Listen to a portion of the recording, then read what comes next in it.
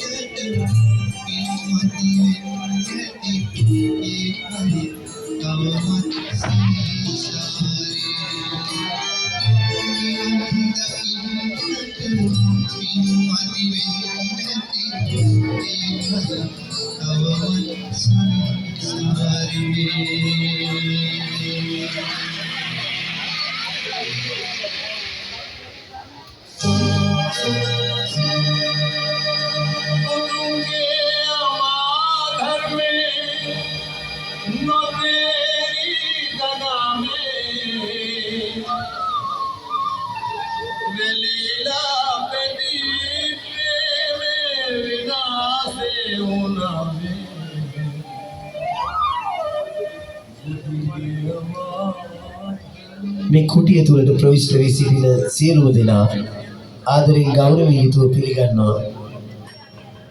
මේ ලංකාවේ නොයෙක් ප්‍රදේශවලින් මේ පැමිණෙන ඔබ මේ තාම ඕනෑකමින් උනන්දුවෙන් මේ රැඳී සිටින්නේ මේ යූත් ගිල් ක්‍රීඩා සමාජයේ 10 වන පියවර ලෙස ඉදිරිපත් කරන මේ මනරම් කෝඩු රාජ්‍ය නැරඹීම සඳහා. ඉතින් මද වේලාවක් නිදහසේ රැඳී සිටින ඔය පහත මාලේ රැඳී සිටින ඔබ මොහොතක් හිතන්න මේ උස අඩි 57ක් උසාවි 57 මේ විස්කම්බය අඩි 33ක් මාස 7ක මහන්සියක් ඒ වගේම